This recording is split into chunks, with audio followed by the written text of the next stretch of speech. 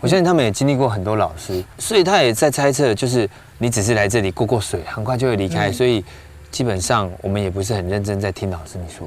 当然，因为我在即将在这边实习届满1年，我准备要去服兵役的时候，对，然后我班的同学就说：“老师，你什么时候要走？”我说：“什么东西是要走？”他说：“你要调走啊。”我说：“其实我在听完他。”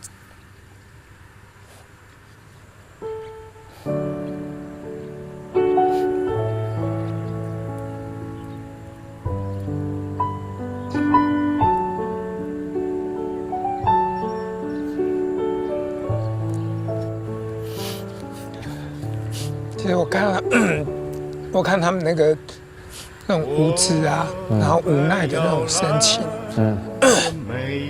因为信老师总是来，然后能够离开就走，然后让很多的孩子不敢把他自己的想法、心事呢跟老师，因为某些程度他都把他学校的老师当成是他的爸爸妈妈。的脚步，他们一再重复的叮咛。年人诶，你经过的动刀动斩的美术，度过动刀熬夜，也土地上的一切，虽然唔係全部都順如意，不過就算係啲缺乏又臭嘅嚴防，有路愛就做得到。也本係嗰一擺上去得類雜小嘅法，在呀一生人之中，你可能冇辦法完成任何一件大事情，不過你做得用大愛來完成呢條小事情。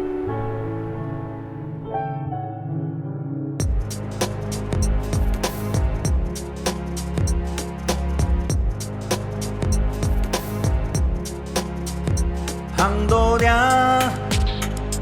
有幾多嘅海水無行到了，有命多嘅河壩無行到了，有看到嘅長山無，有看到北風少暖嘅小山行到了，吼嘿吼吼，台灣啊，吼嘿吼吼，嘅報道。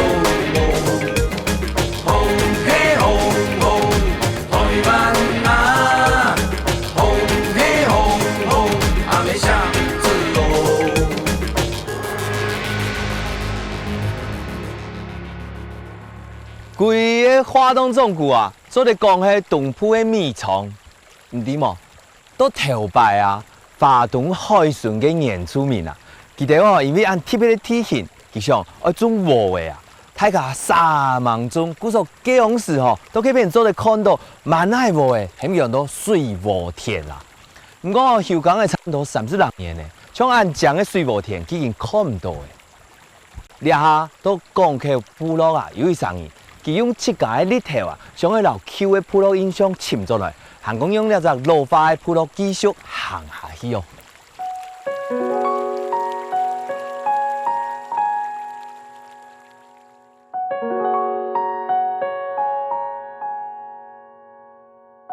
老華東山落一丘一丘的皮田比以來，華東海巡因為土地有限，自古以來原住民的老祖公就曉得日上透水。老海漲天，60年台米，台灣的米生產太多，故說政府鼓勵休耕，一下經過30年嘅綠化，頭擺水產田安江嘅建設已經冇鐵咧。講實在話，唔止耕種，當然有兩個到休耕補助嘅錢，農民啊，乜輕鬆嘅動作。我出種嘅聲音呢，對家鄉美好嘅記憶實刻體嚟講，我想。這也係蘇美姐想去福岡水產田的心情。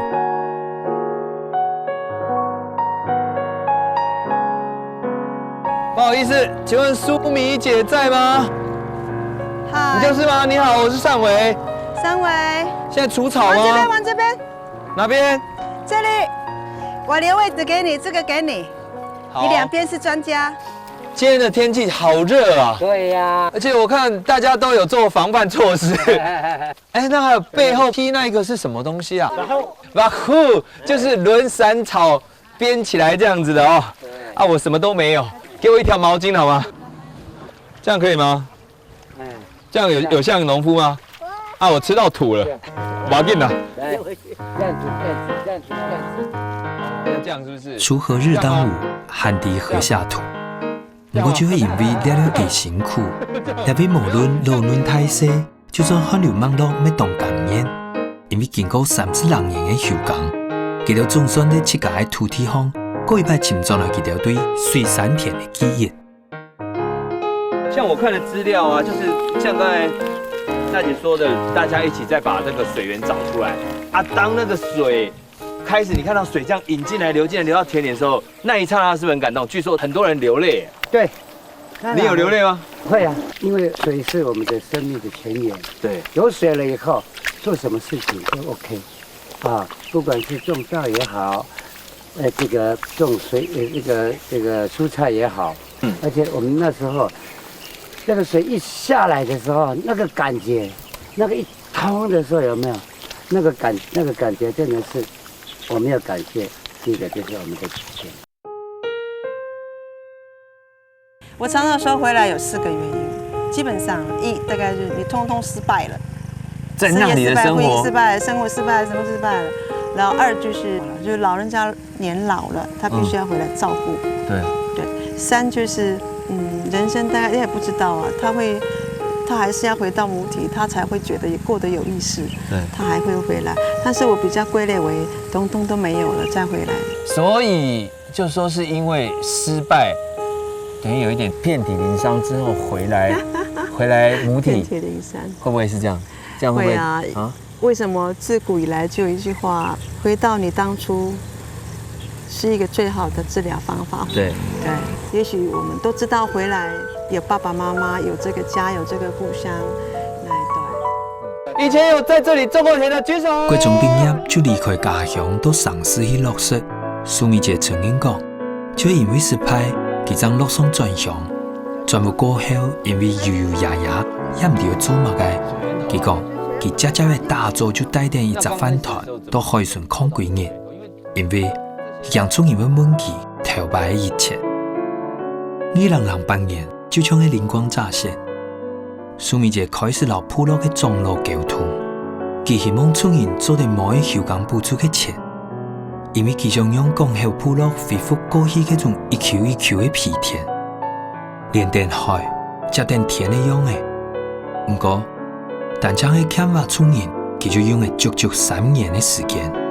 2010年，佢講後下嘅海水過一擺跳入部落嘅時間，佢哋是無鐵嘅好光景。30年過後，又轉到嚟海順嘅西鎮。那你觉得在这里做农有没有它的未来性呢？我们现在的工作只不过是做一个舞台。那地主的儿女要不要回来呢？就是要看他们了，看他会不会一样跟我们一样感动这样子。我们这一群人就是做一条路，一条铺陈的路而已。抛砖引玉。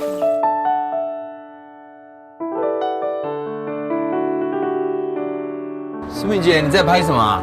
我在拍熏飞鱼的样子啊，熏飞鱼，你不是常常看吗？你怎么会把它拍下来？我这个今年度要拍一整套，每年都在拍。我什么意思？你在记录？对，我在记录它。记录什么？记录飞鱼吗？没有，这整个环境，整个地方产业，整个人的生活，呈现出阿密斯的一些生活。其实阿美族很少晒，就腌跟熏。就这个是传统的这个饮食文化，腌跟熏。所以你小时候是不是就一直都在吃飞鱼？你喜欢吃吗？飞鱼很多刺。对呀，我那个时候吃，我就想说，哇，飞鱼怎么这么多刺？然后很多人都说不容易吃。熏的飞鱼比较容易分开，就是肉跟刺分得很清楚，所以熏的方法是比较恰当的。这样来，我教你了。好。有没有？真的哎，一剥。看有没有看到这个剥法让我感觉好像在剥那个柚子，有吗？一般然后里面的肉都跑出来。好了，是的，好吃吧？这是我吃过最好吃的飞鱼啊。所以这个要先腌过。没有，就是现杀之后，泡过那个粗盐巴，再泡过那个他们腌制的米酒，两种材料。好好吃哦。今年董后生。苏美姐讲，伫部落亲近的歌唱度，佮充分的感受到，得了在强调产品性格的时代，一本即个部落做得有竞争的能量，除得水山田的恢复，部落的颜色性格，无论色的、做的、黑的、红的，都会尽量恢复头牌的传统。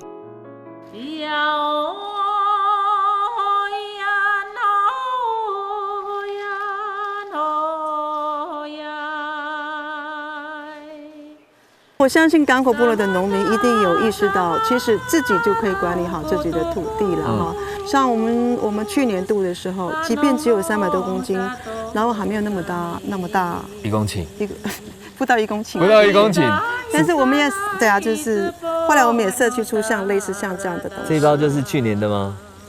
海稻米的愿望，好，我们就小小的，然后呢，这个阿力是那个农民的名字，这一大片其中一个农民的名字，然后背面呢有我相关这个土地的一些词汇的东西，像这一包刚好是 Sera 就是土地的意思，对，那就是这个礼物，如果是你收到，然后你今年度呢，同样可以拿这一包米换今年度的海稻米2号，对，那你就要拿着这个牌子。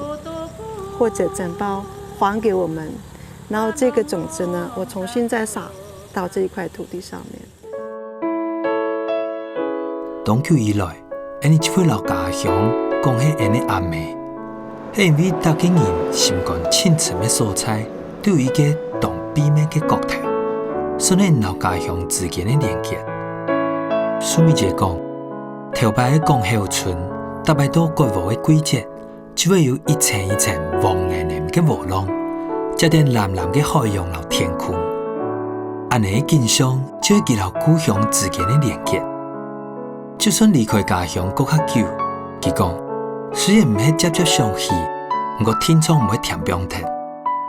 故所轉家鄉過後，佢決定一寸一寸來長，一球一球來飲，因為佢要用安樣的景象，創造出一種可能。佢講。漢人本嘅名到林風米，也係轉到部落以後，叫人做蘇米兒尼。因為轉到自家嘅土地，叫用阿米族嘅身份在自家嘅土地安身立命。这也是他们平常也会在这里做礼拜。对，我们的孩子在礼拜6的晚上都在这边做礼拜。那培华哥，你在少年之家大概多久的时间？哇，大概有4年的时间了。其实辅导的工作真的很难，不要说是面对这么多的孩子，然后他们也许都有一些成长上有遇到一些问题。是啊，尤其我们的面对的孩子很可能是不太喜欢读书，然后就业又有困难，这些青少年，那在找工作也有困难的话，这些孩子的确是我们现在辅导的主要的对象。就是传说中的双失，对，失学、失业，没错没错。那尤其他们的社会化又比较严重，所以有很多的。我们所面对的青少年，不像我们可能在学校里面看到的青少年，在一开始跟他们接触或者是建立关系的时候，都要花更多的心思。那我现在啊，不好意思，我有一点分心，因为我一直闻到好香的，我也闻到了。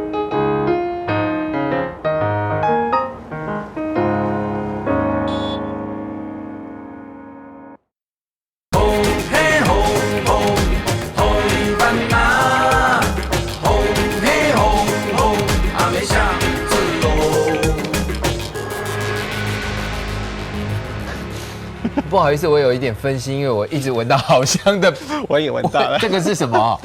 烤饼干的香味哦，烘焙工坊。没错，我们的烘焙工坊。所以这是双师的青少年。这是我们针对于社区青少年，如果他没有读书，然后想要学一些技艺，我们开辟了这样的一个实习工厂，让他们进来学一些烘焙的手艺。那学了这个技术以后，我们也会经过一个检定的考试，通过了以后，我们就辅导他出去到外面的面包坊啊，或者是一些烘焙坊去工作。基督教芥菜种会在1988年使到花莲入会。芥菜种会少年之家安置服务对象主要是12到18岁，经过地方法院也系县府社会局接付委托嘅少年为主，案子嘅起名目的系希望修补一条后生人因为家庭也系特别嘅原因造成嘅贫穷问题。也俾人讲嘅贫穷，就正经像德雷莎修女讲嘅，真太贫穷系无存在嘅价值，无爱，老无本人关心。故说，因为天将会对家庭做起，来修补了只贫穷。少年之家就要强强少年，离家过后的家庭。我还是很难想象阿新师傅，这些是要卖的吗？这个不用卖的，都要卖了，订单了，不好意思，已经包好了。你学做这个饼干多久了？之前有在丰兴做，丰兴好吃啊，所以在丰兴饼铺做一做之后，然后看到报纸有这样的机会，想说自己也来学。所以他也不见得是双师对不对？但他过去在就业的那一段期间不是那么的顺利，他在丰兴饼铺大概做了几个月，就后来就没有做了。为什么？被自己搞砸，对。比较血气方刚一点。对。那后来来到这里，那你现在知道那个时候的问题吗？我知道。所以在这里啊，就不只是让孩子学做饼干而已，是感觉来到这里还要调整他们的心情。没错，因为这个阶段的孩子，大部分他都是本身有就业的困难，所以我们在里面的培训可能不只是一个技术，因为学会了技术，他到社会上面还是会碰到一些人际上的问题，所以我们会在很长的一个辅导过程当中，由我们的辅导老师陪伴孩子，帮助他去调整他现在的问题。如果把一些这样的问题压在学校或辅导室，其实是对老师来说是很残酷的，因为其实他们没有那么好带。这个是现在一个社会的一个议题。你可以看到最近什么叶少爷这个事件嘛，对，就类似这样。那其实如果你可以站在一个辅导和教育的立场，你早一点介入，然后让他们可以有一些更适切的一些处遇的话，如果政府愿意的话，其实他们不会到高中或是在未来成为社会的一些问题。那你认为帮小朋友做心理咨询的这个过程当中，有没有一些什么样的案例？然后你用什么方法去改变他们？我发现其实传统的心理咨商在做青少年，就是可能就在一个房间里面这样谈，面对面聊天，面对面聊天。那这些孩子其实心理的那个心防是很强的。我又不认识你，你怎么会懂我的痛？你怎么知道我爸拿冰箱压下来那当下我那个痛？你怎么知道我看到我妈妈被打那时候我的那个心里的那个撕裂的痛？对，他会觉得我为什么要跟你讲？所以他几乎是把自己关起来。对，那有的孩子更社会化，他会讲你想听的话，他就是讲一些，他是想把这个1个小时的会谈或者40分钟会谈结束，他不想跟你讲那么多。但是他那个心理的创伤其实在，你可以看到他影响他一些行为。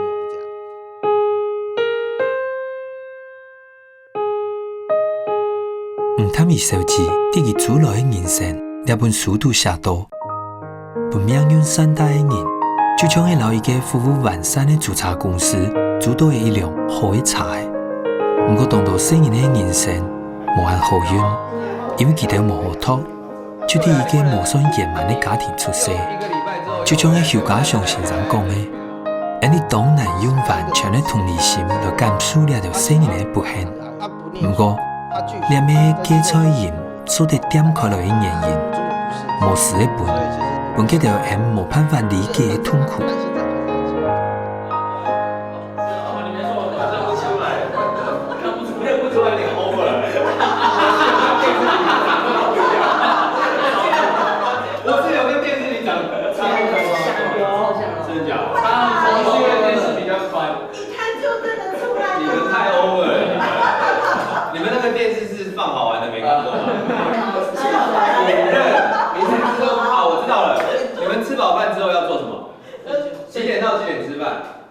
6点半吃到几点？6点半吃到6点半。哦，你太严格了啦！吃到7点，有半小时可以看电视，以后都看我那一台。18岁他就必须要结案，像这样子的话，会不会在情感上面，其实他不容易那么容易就可以割舍？难过一定会啦，对。但是我觉得，就好像妈妈把孩子养大了，然后你一定要预备。他要出去，因为他真的有一天就会出去。可是其实我们最难过的是，即便是满了18岁出去，是没有家庭可以支撑的，没有人可以依靠的。那怎么办？因为所有来到这边的孩子都是家庭的功能丧失，所以他出去之后，他只能靠他自己啊。对。那当他需要一个避风港的时候没有，然后他又不能回来这里怎么办？所以也因为这样，我们做了很多的一些评估跟规划。情感依附，我觉得那是一个很重要的要去做维系的。可是重点是他满18岁要面对的就是自己要好好长大这件事。对，那我觉得足够的预备。那真的没有家人的部分？其实我们让他们知道，其实这里是永远的家。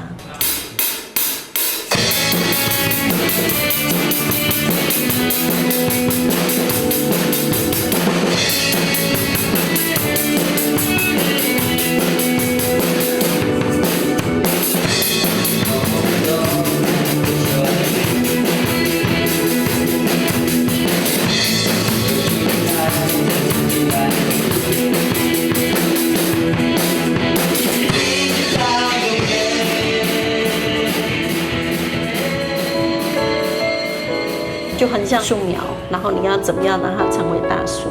它不是一天，但是它是天天要浇灌，对，然后你要花的心力其实是非常大的，对。这粒味的豆粒加菜叶都有其的久，不过了主因讲，安尼不是每个日头是韩国的午暗，因为所有的5万米都无应该脱走日头包芽生长的气味，那就像芥菜种飞的创办人孙丽莲宣教师讲的，点一张梦想的叶，可能其包芽生长；点出一盏灯，可能其摇电发光。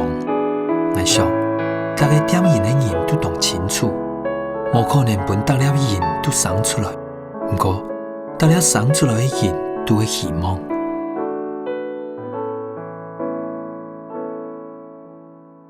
主任，我们现在看到的这一段呢，从那个入口那边，它就已经整个封起来了，对不对？对，因为其实我们现在站的位置，这个是旧的台西线的公路。基本上这一段路其实是从花莲到台东啦，就是花莲到台东靠海的这一段公路。那这是旧的，那因为旧的在某一些的路段，其实它在一些的路基已经被掏空了。所以这里整个断层地形是从哪边开始？好，因为如果应该来说，其实就是从我们现在所熟知的像清水断海那一段开始，然后一直到台东，其实整个的东岸都是属于断层海岸。那断层海岸它其实山跟海之间的距离是非常近的，因为我们底下直接面对太平洋，所以离岸不远的地方其实深度就非常深，所以造成说这里的浪它能够很快的、很直接的就打到了岸边来。然后就慢慢的开始从底下的基座的地方就开始掏刷，所以有可能到最后其实是整面的山啊，或者是一些建筑体就直接到海里头去。所以这也是黑潮现在要努力做的方向吗？可是因为这个，比方说交通的这个问题是很重要的啊。对，道路的施工其实是无可厚非的。那我想远方你有看到一个缺口吗？有，那一个等于是说这条路几乎快断掉了。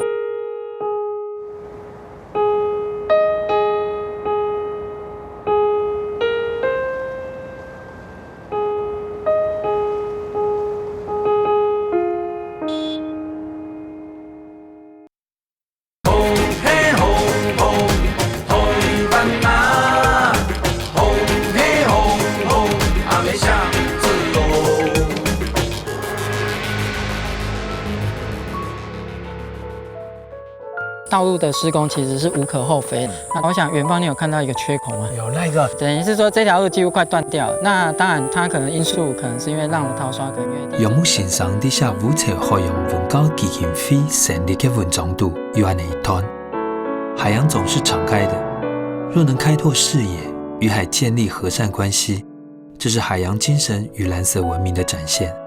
而在一个黑潮汹涌的海岸，我们寻到歇息生聚的地方。1998年，五朝海洋文教基金会在花莲成立。立案的目的讲到当简单，关怀台湾海洋环境、生态和文化。10年来，五朝这一点本心，都发动体系3万座海洋生态观察、海洋教育推广、海洋文史调查。另外，其中要3万座海豚监测和海洋发动的体验。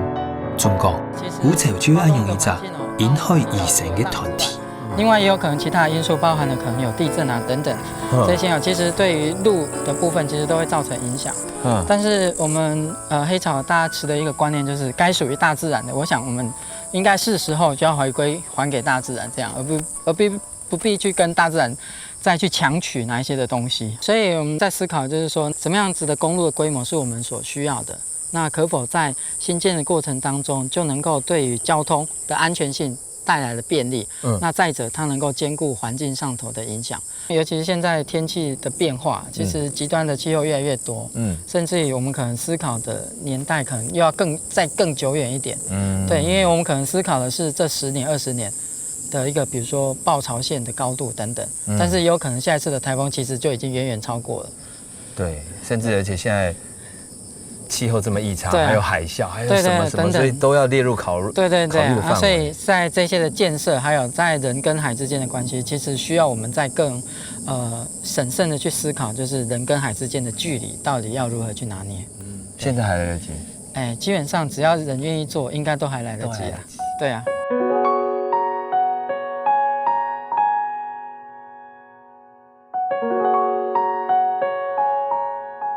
台水线Q 华东的环海公路是喺台湾海上公路度亲近的。不过无论喺速度自然在海嘅影响，也喺海上潮水嘅侵蚀。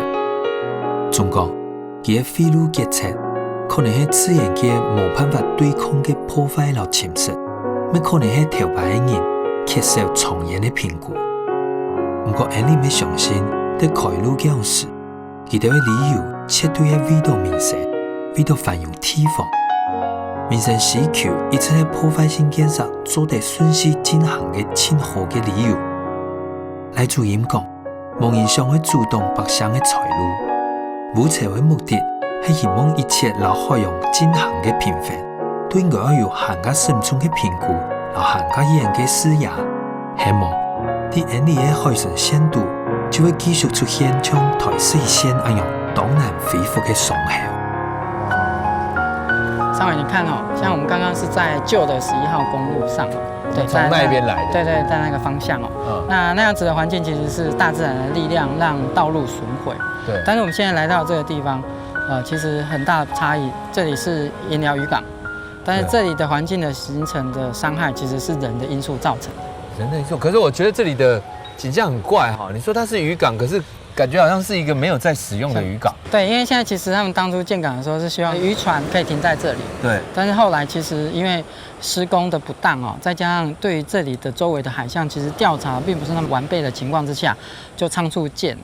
所以其实你可以看到没有船停在这里。没有而且你所谓的施工不当是指哪里？你可以看到，其实在这里有几个凸出来的东西，你不觉得它很突兀吗？这应该是消波块吧？对，它不是应该在水里吗？是啊。还有第二个是这个凉亭，对，它怎么这么矮？其实这里是因为港的新建它这里有一个堤，好，这里新建了一个堤出去。那在这里的沿岸的环境里头，其实沙子是会随着水飘的。对。那沙子呢是由北往南。那在由北往南的移动的过程当中，刚好因为这个堤的关系，所以沙子全部都堆积在这里。所以好像一个变成蓝沙坝的感觉吗？对，它其实如果在陆地上来，我们可能称呼蓝沙坝，但是在这里基本上它就形成了一个土堤效应。土堤就是土堤效应，等于是说一边形成了堆积，一边形成了侵蚀。那怎么办？所以这算是人为？这其实就是因为人工设施的不当，所以这个地方其实在监察院已经针对不当的渔港，这是其中一个案例，它已经被提出了纠正案。那怎么纠正它？所以这基本上来讲，那当然可能要追溯之前的一些公务人员的责任但是我想，最终如果可行，那当然是希望能够把这个堤拆了。能夠讓這個沙這個的海岸依照它原來的海流的樣貌，然後這些沙能夠陸續的往南去走，然後去補充了水蓮。老唔適當嘅評估造成嘅損害裏邊，負責人認為，璀璨嘅公共工程對海上環境嘅傷害行較大影響，因為一來當打上公家錢，二來像呢種缺少專業評估嘅工程。上市都有可能對海洋環境造成永久性的破壞。來做演講，出題效應千定強的係卡啲兩檔嘅沙嘅係你看得到嘅，咪做得恢復嘅。不過就像本身嘅一個，还有众多有以往潜质古年的海沙，本那种唔跌当的流向改变，带到程度无大的太平洋，咪就会讲，佢哋都做唔来。好，尚伟，刚刚不是有讲说我要带你看一个很特殊的地方？就这个啊？对，就这个。你刚才说它叫什么？我也不知道，其实它我自己说称它叫做泡脚池啊，因为我自己目前还看不太出来它到底要做什么样子的用途。这个感觉好像是戏水。对，因为它比较像是戏水，但是因为它其实从盖好之后，我没有看到它有开放过了，应该是为了人民的休闲娱乐吧，只能做这样子的猜测了。啊，休闲娱乐我怎么看？我们坐着好，我感觉既然是休闲娱乐，我们就当休闲娱乐坐在这里哈。我们要感受一下它到底当初为什么要新建这个，我们也可能帮他想一下解套的方法。如果是休闲娱乐，那也奇怪哈，因为这周遭看起来感觉好像这是本来是一片地，突然有一个完好的东西空降放在这里。对，因为其实当初我在想说他们在做这样子的规划的时候，其实可能都没有想到怎么样跟周遭的环境相融合，对，甚至于他们可能产生了一种突兀的一种感觉出来。所以我们其实这样子看下来，包含了这里，然后包含了盐寮渔港，那其实两个最大的相同点就是他们这些设施其实可能在新建的过程当中都没有考量到整个跟环境之间的关联性，所以造成了就是盖好了之后其实没有用到。那我们可能将来还要想尽办法把它拆掉，但是我们可能再进一步的思考，拆完了之后，这个地方能够回归到原来的样貌吗？那我像这样子跟着主任走了这几个地方，我觉得黑潮这个基金会就是用黑潮式暖流，对，然后暖流其实是对人类有一个很大帮助，带来很丰富的渔获甚至对我们的环境、对我们的气候都有很大正向的帮助，对，所以希望用这一股暖流去影响整个台湾的人，去关心这一片的海洋环境。对，这也是我们当初廖永基老师他把我们基金会定名为黑潮的最主要的原因。因为这几年的发展，包含了东海岸整体的开发啦，从我们所知道的，包含了美丽湾，还有现在在成功的基辉等等这一些一个又一个的开发案其实我们不免为我们的东海岸未来的海洋环境担忧啦。对，因为我们不希望这些的开发其实对于环境造成了无法恢复的一种，就是造成的其实是一个永久的伤害。那我们自己期许就像是外海的那一股黑潮的洋流，它是一个终年不断、非常稳定的由南往北的一个洋流。那当然我们必须要站在当地人的角度去思考这些的问题，但是在提出疑问的时候，基本上不应该给这些环保团体或者一些关注的人士一些比较不名誉的讲法或说法，比如说我们是开发的阻碍者，或者是我们是一个杀人凶手。杀人凶手？对啊。怎么说？因为我们知道就是苏花膏这个议题其实已经延续了相当长久一段时间。对。那环保团体其实大家一直在关注。那这个议题其实一直没有被确认说要去新建，但是那当然我们汲取就是前几年有发生了大雨，然后一些来台湾旅游的陆客因此而葬身在我们这里。对，那时候大家就用这样子的字眼来批评这些环保团体，就是因为我们反对新建苏花膏，也给予我们这样子的一个非常不名誉的讲法。但是我当然觉得这样子其实是对这些投入环境议题的人，其实并不是太公平。大家其实都是站在相同的角度，我们当然都希望花莲能够发展。对。但是一条安全回家的路，是否就是一条苏花膏就可以解决？其实不尽然。过去的福尔摩沙，就是上帝答应本恩的所在，就将会付出处事的人间净土，也为人没用动态的善意来养护也的土地。这里讲的是，头摆的人未必有表演未来的环保视角，不过佢哋都知，这个子子孙孙都行喺啲也的土地上生活长久。100多年来，天时正爽。大家开始了解，有众多的天灾，其实是人祸扯开来的。私心和短视的漠视心态，还较分众多日头，加点民生需求，对亚的土地凊彩开发。不过，迄个唔是相信你特别是留出恁老妹嘅味素，经用唔放下自家嘅私心，向下来保护野地神答应本恩嘅净土。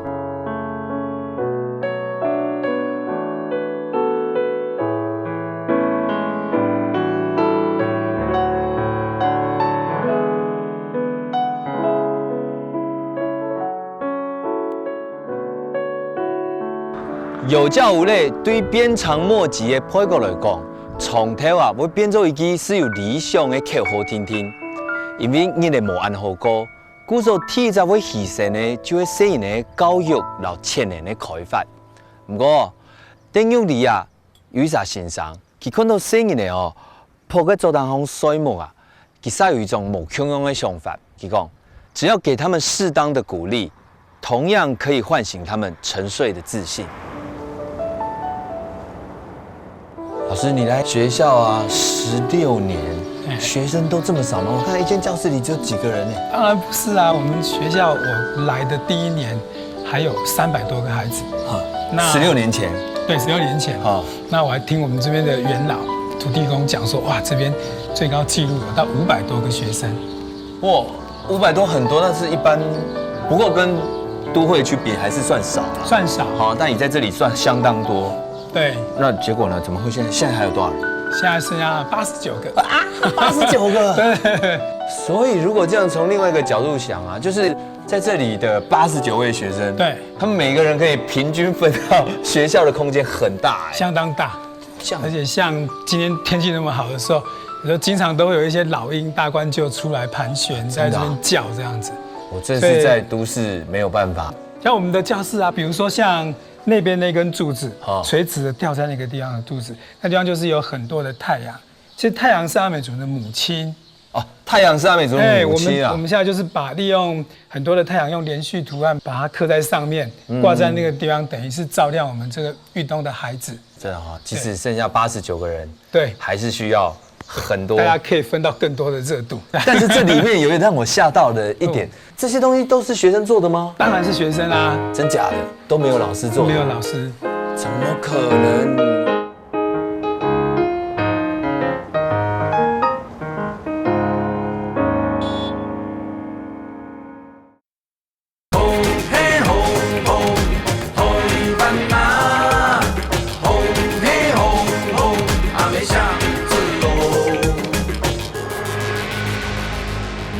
这些东西都是学生做的吗？当然是学生啊，真假的都没有老师做的，没有老师，怎么可能？这种 OK 啦，这些啊是比较传统，可是我发现在这个里面呢，我这样看一圈呢，就尤其是到这边，这已经不是所谓的传统了，这个很酷哎，这个也是学生做的。当然是学生做的。我原始是带孩子来这边做这间艺廊的室内装潢。然后，当我发现他们对这样子一个立体的东西，或者他们处理的手法，然后我看到他们的手法这么细腻，才慢慢再研发出一些家具，然后让他们去制作。那其实我觉得是教学相长，我在他们身上也学到。那他们一样在老师这边学到一些制作家具的那种专业技术。王家南先生，花莲永利菜地的人，有关先生的木箱老家私设计的经历，做嚟讲係熬研中的熬研。其實拿到19屆全國技能競賽嘅家私木箱金牌，咩是代表國家許多阿姆斯特丹參加國際技能競賽，還得到了隻國際比賽木箱老家私嘅2隻冠軍。師範大學畢業過後，前途當好嘅佢，是因為一場太平改變了佢自家對人生嘅想法，佢讓躍動國中嘅緣分。就像佢自家對玉里兩大位嘅形容，佢講：我生長喺一個窮苦嘅家庭，不過我從來唔知，喺我屋下4圍無10公里嘅所在，竟然有一個咁貧苦嘅小鎮。太平過後嘅頓悟，故所佢展開了兩個配合國中16年嘅緣分。就是這邊今年孩子們要展覽的東西，這裡通通也是孩子們做的、啊，全部都是。6月1號我們要開展了，哇，這個不得了，這都是很有水準的作品哎。這些孩子哦，有一些刺激的話，會更增加他們要學習的那種態度跟精神。那老師，你可以開家具店嗎？我不能开家具店。你开嘛？你为什么不开？你如果开的话，我觉得就像我是一般的人，然后来看到这些，我会有想要把这些东西买回去的动机跟意念。那我这样想的时候，相对的，对于小朋友来讲，我们给他们肯定，对，他们知道他自己可以创造价值，所以这是老师一直以来想要做的事情。对，其实我们一直很希望这些孩子能够。我们怎么讲？希望他能够不要放弃，然后希望能够借由这样学习技艺，然后找回他可能瓦解掉的那种自信。像我们几年前就有一个像这样的孩子，他非常的专注在他的这个专业技能上面，对，所以他做很多事情，其实做木工也好，做一些都要按照他本来的一些工法跟规范，所以他即使他毕业之后，他从事水电工作，他能够把他的配线配得非常井然有序，然后配得很清楚，然后降低他在配电的失误率。其实他们的老板非常的欣赏、信任他，他因此也为他们公司赚进不少的钱。书架啊，你几年级啊？你是几年级？我3年级。这个整个从头到尾都是你一个人完成啊？人是降下来就无平等的。按样的讲法，单单就教育资源的上下之间的差距绝对合理。当然，你都知教育係唔係做得順時進行，學校本身的體質唔係絕對的因素，家庭唔同重要。不過喺先天不足的情況下，雖然寒窗做得出頭天的是小數天天，因為天數配角的聲音呢，就變做教育以外的學問。王先生講。丁玉棟要用一隻唔成文嘅主張唱音論，細奶畢業以後種菜，細妹畢業以後做化妝貼膜，冇好笑。學校嘅公布難度和正經正面的按用嘅講法。這一張啊，對啊，你看，謝謝。像這一張其實是一個站板，是一個原本要被丟棄的站板。可是現在變成一張很時尚的桌子。其實我們也是利用這個機會去教導孩子。日本這個國家真了不起，他們做事的態度，連做一張站板，他對尺寸的要求都是這麼樣的精準。即使這些貨物抵達終點之後，這些站板都要被丟棄了，他們還是用最精益求精的方式去做它。所以也就是導致這個民主會成功的原因。我也希望用這種例子來鼓勵這些孩子。能夠對未來他們在生活上、在想法上的態度，能夠像這個民族的這樣的態度的學習。所以就像我們一開始在第一階，老師一直在試着在做木工的這個同時，丟給他們很多人格養成，然後甚至他未來出了這個社會，他要用什麼樣的態度去面對。只要你自己有努力、有付出，你就有機會得到成就感。當然了，其實沒有一個孩子願意當一個酒鬼，被別人看不起。那為什麼到最後很多的家長啊，跟他們社區裡面部落的人會變成這樣？其實這就是我們比較擔憂的地方。所以我們總是希望在很多地方能夠鞏固他的自信，對，然後讓他們脫離像這樣的一個宿命。用斬掃，我們史上最強的女生，史上最強的女生，她是男的吧？就這個我看得出來，你想說史上最強的女生，她有嚇一跳。所以這個呢，你們覺得以女生來講的話，你做這個可以跟我解釋一下你們在做什麼？桌子的那個框。桌子的框，從老師設計圖嘛，對不對？設計出來，那你們要選擇木料嗎？然後開始把它裁成這個樣子。那你們做木工的時候，家裡贊成嗎？不知道。啊，所以老師這時候就會有一個兩難，可是他們很棒啊。所以他在這邊那麼久，他家人竟然不知道。對。所以你就覺得這個在功能上顯然有一些問題。對，為什麼家裡的人可以不知道？所以6月1號的時候那個展覽，你們會邀請爸爸媽媽來嗎？是很希望他們來，可是很怕他們沒有時間，因為他們都在工作。都在工作，都在當地工作嗎？還是去外地？有時候會回來，然後有時候會在外面。有時候回來，有時候在外面。所以那你平常跟誰住？媽媽。平常跟媽媽，然後爸爸有時候回來，有時候。哦。工作太忙，那你呢？會邀請爸爸媽媽來嗎？想啊。會嗎？其實，在這個地方哦，我覺得在這個地方，像我們所謂的成功，在這裡只能夠用想象的。成功要用想象的。只能用想象的，因為你看他現在，他现在所有的东西，有哪一个东西可以把他带到成功之路去？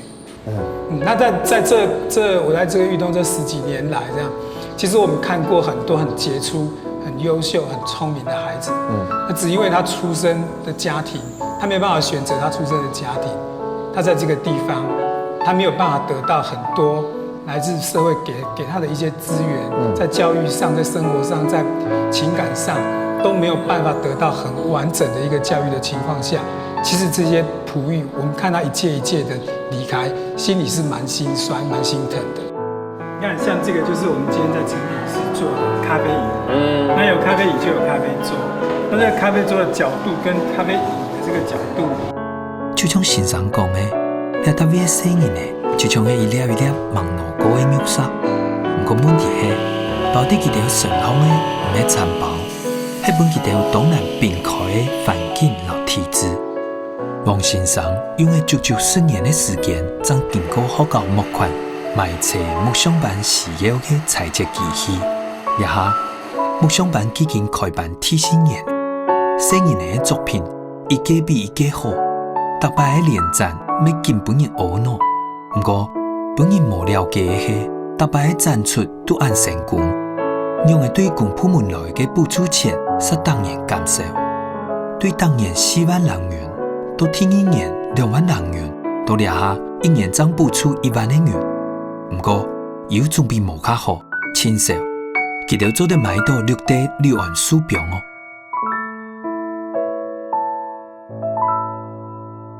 所以老師，你其實我相信你自己也是因為木工找到成就感。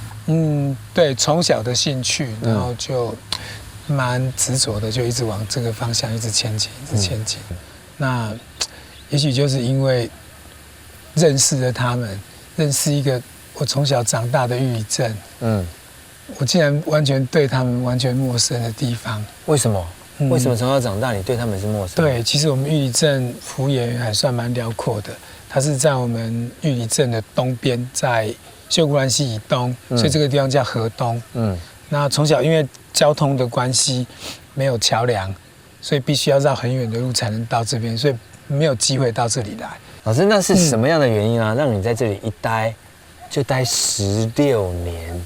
你一開始就想說要待這麼久嗎？當然不是啊，我本來想要來這邊1年就要離開到高中職去任教。因為我在即將在這邊實習屆滿1年，我準備要去服兵役的時候，對，然後我班的同學就說：“老師，你什麼時候要走？”我說：“什麼東西是要走？”他說：“你要調走啊。”我說：“其實我在聽完他。”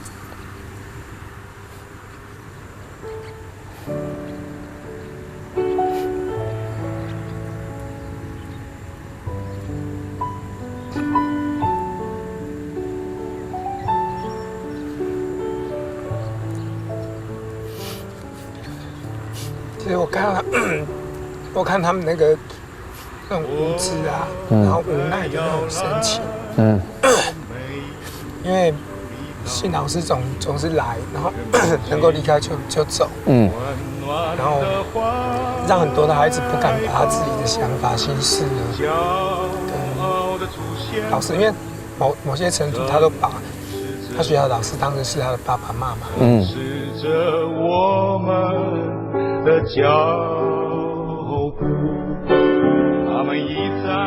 做得變開貧苦的方法有800種。王先生先用16年的青春來改變世人的對生命的態度，和很想佢哋啲只貧苦的配角度，一直缺少的驕傲和自信。啲夢夢的為所逐夢，王先生講，人敗叫一到花蓮去一隻希望工廠，來束縛世人的阿無簡單將本人很想的自信。而你身中的土地雖然唔係全部順人意，不過所以一直有愛，我相信人敗還係有希望的。其實我在富里，你們南區那邊買了一個地，然後我一直希望能夠在那邊去蓋一個叫希望工廠的地方，然後把這樣的孩子呢帶到那個地方去，然後再一步一步的再讓它延續下去。行有年人誒，讀到年年嘅愛， 3下来，你会带点恋爱重新整理，再个出发。唔讲爱弟，故事唔会停下来，爱还会个散下去。行一摆，等你个出发的时间，记得咯，准备好你的故事，慢慢讲给台湾每上人听。行到了，牛皮路过海水无行到了，牛命都过雨把无行到了，牛看到过江山无，牛汤到北宫小男嘅小生行到了，好嘿好好台湾啊！好嘿好好，人嘅報道哦，好嘿好好，台灣啊，好嘿好好，阿美下。